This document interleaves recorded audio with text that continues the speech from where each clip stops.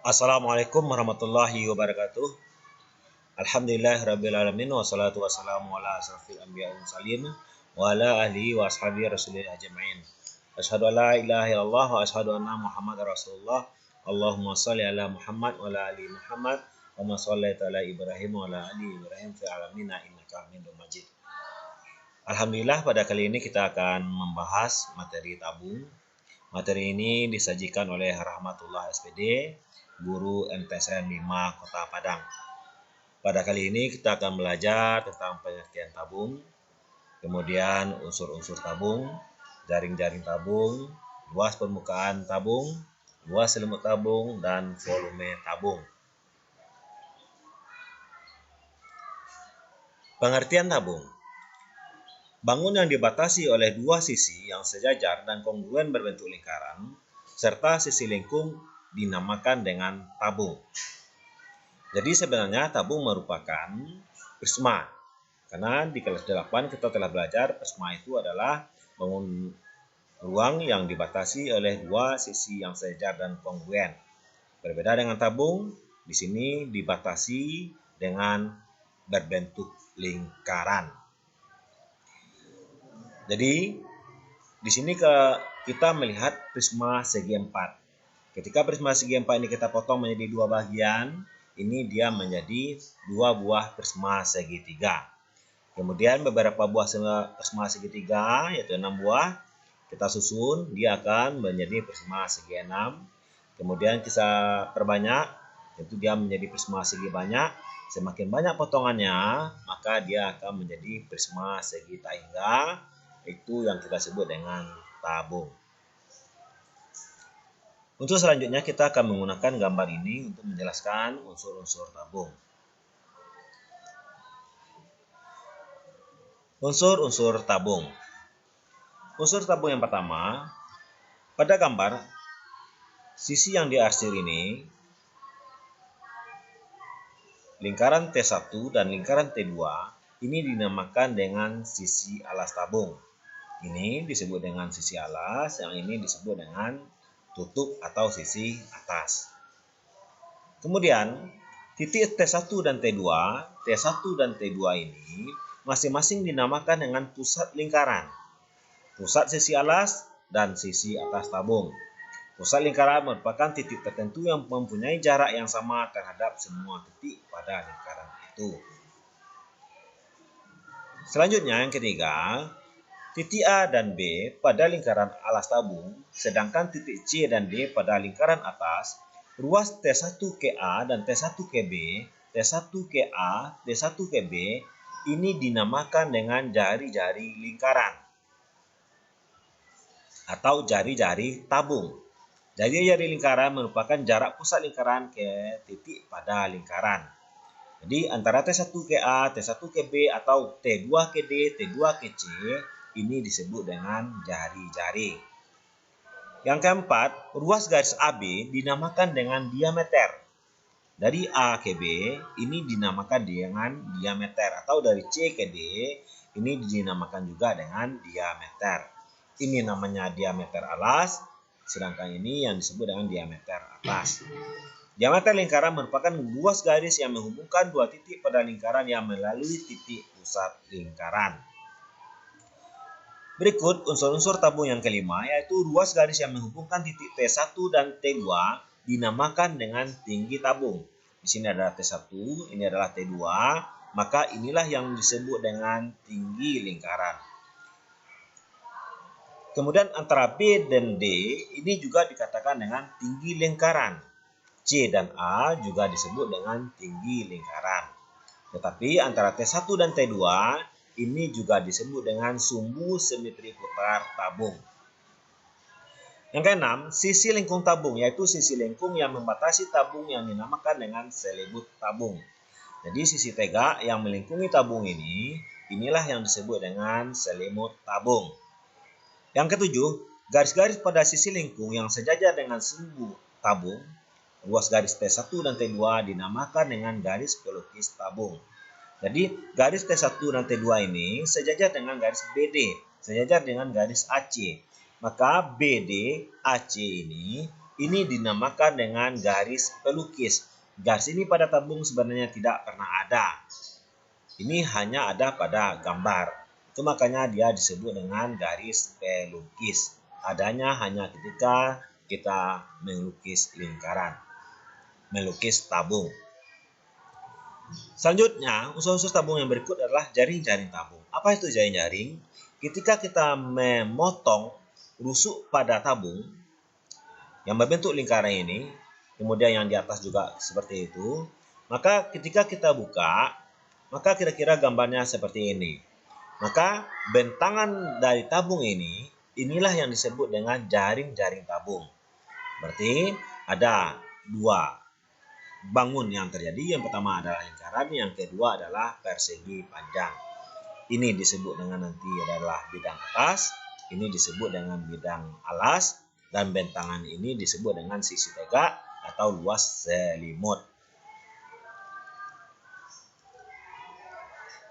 Jadi lingkaran yang pertama ini disebut dengan sisi atas, lingkaran yang kedua ini disebut dengan sisi alas, dan ini adalah selimut atau sisi tegak. Ketika ini kita potong pada BD, maka inilah yang menjadi B aksen, D aksen, dan ini adalah menjadi B dan D. Maka ketika ini kita pertemukan, dia akan kembali menjadi tabung. Selanjutnya, kita akan belajar mencari rumus luas selimut tabung. Saat kita di SD, kita telah mengetahui bahwasanya luas lingkaran rumusnya adalah V kali R dikuadratkan. Maka, sisi atas ini rumusnya adalah luas sama dengan VR pangkat 2. Kemudian, sisi alas ini karena juga berbentuk lingkaran, tentu luasnya juga VR kuadrat. Kemudian, di SD kita juga telah belajar bahwasanya keliling lingkaran ini rumusnya adalah 2VR. Maka ketika ini kita potong tadi, maka tentu panjang dari sini ke sini akan sama dengan keliling lingkaran.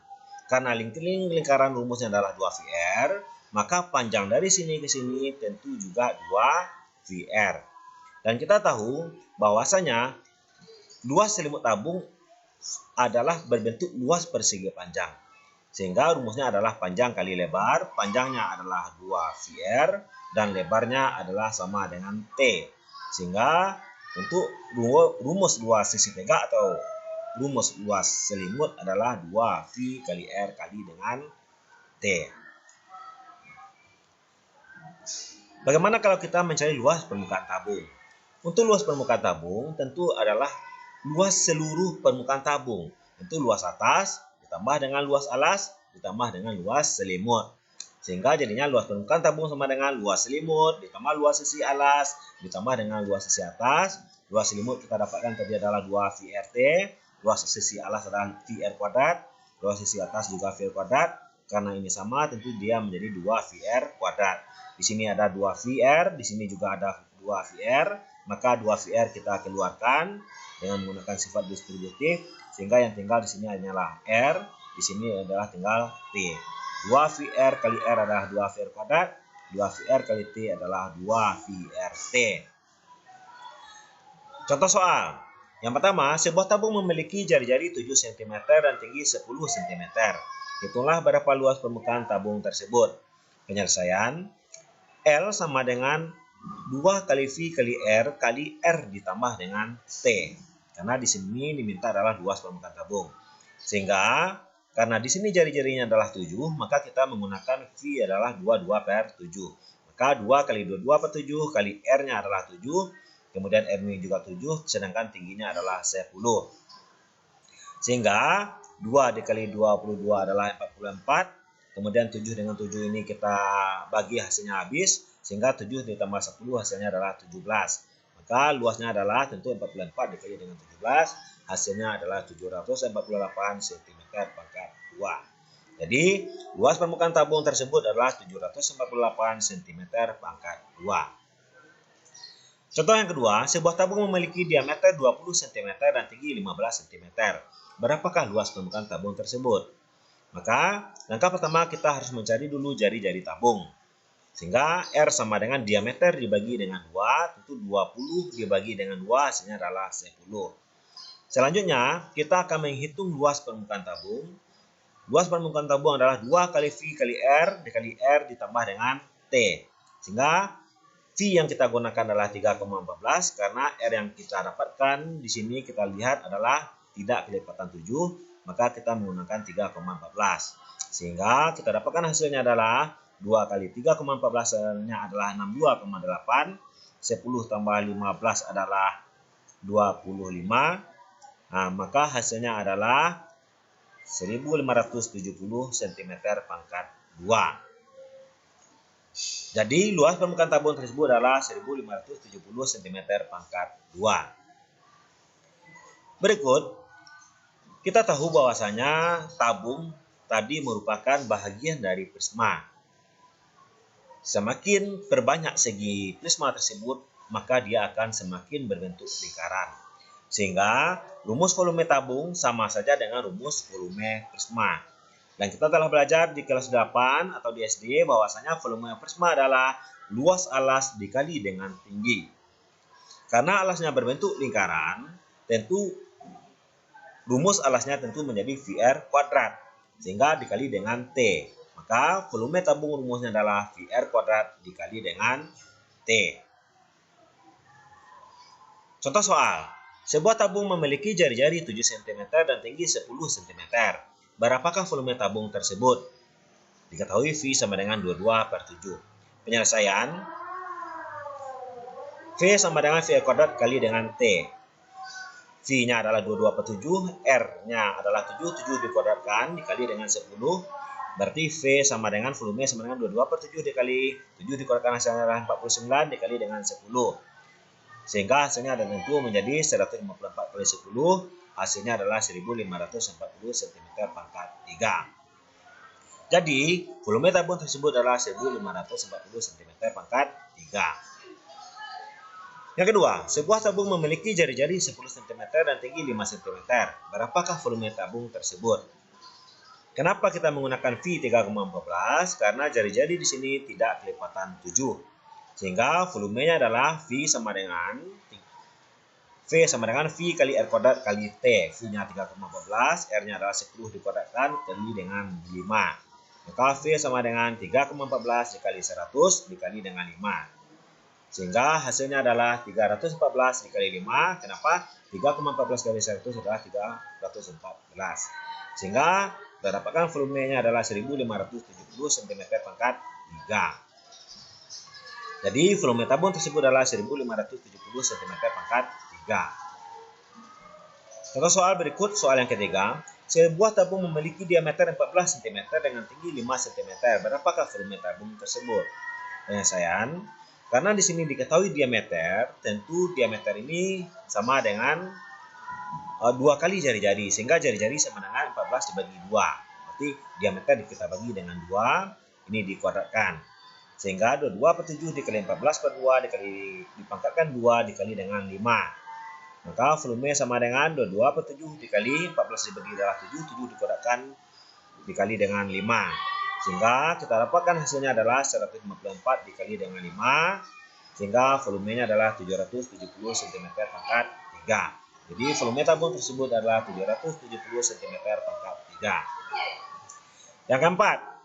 Diketahui volume tabung adalah 770 cm pangkat 3 jika jari-jari tabung adalah 7 cm. Berapakah tinggi tabung tersebut? Maka kita sebenarnya tinggal memasukkan rumus. Dengan menggunakan hitungan-hitungan sederhana kita dapatkan nanti hasilnya adalah 5 cm. Silahkan kalian pelajari sendiri.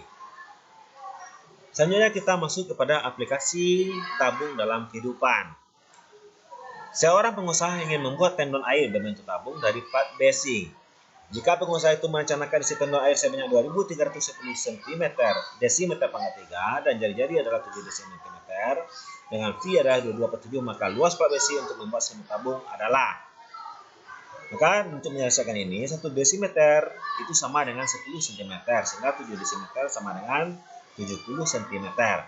Volume tabung rumusnya adalah VR kuadrat dikali dengan T. V tabung sebagaimana yang kita ketahui adalah 2310. Ini kita masukkan nilai V, R-nya kita masukkan juga sehingga nanti kita dapatkan 2310 dibagi dengan 154 maka hasilnya adalah sama dengan T. Hasilnya adalah 15. Sehingga 2 kali V kali R kali T adalah 2 kali 2 per 7 dikali dengan 7 dikali dengan 15. Maka luas selimut tabung adalah 660 desimeter pangkat 3. Maka luas pak besi yang dibutuhkan untuk membuat selimut tabung itu adalah 660 desimeter pangkat 2. Di sini terjadi kesalahan ketik, seharusnya pangkat 2. Selanjutnya, soal yang kedua, sebuah tabung dengan alas berjajar 8 cm dengan tinggi 50 cm, diisi air setinggi 15 cm. Kemudian ke dalam tabung dimasukkan sebuah bola besi yang berjajar 6 cm. Tentukan ketinggian air dalam tabung sekarang. Di SD kita telah belajar bahwasanya volume bola adalah 4/3 V R pangkat 3. Maka volume bola adalah 4/3 kali 3,14 dikali 6 dikali 6 kali 6 sampai 6 karena jari-jari bolanya adalah 6. Maka volume bola sama dengan 904,32. Volume bola inilah yang sama dengan volume tabung. Sehingga volume tabung sama dengan VR kuadrat T, maka volume tabung adalah 904,32 sama dengan 3,14 dikali 8 dikali 8 dikali dengan T. Sehingga dengan menggunakan hitungan sederhana kita dapatkan T adalah 4,5 cm. Sehingga ketinggian air sekarang adalah 15 cm ditambah 4,5 cm sama dengan 19,5 cm. Jadi anak, volume bola yang dimaksud sama dengan volume tabung adalah volume air ketika terjadi penambahan tinggi pada volume tabung.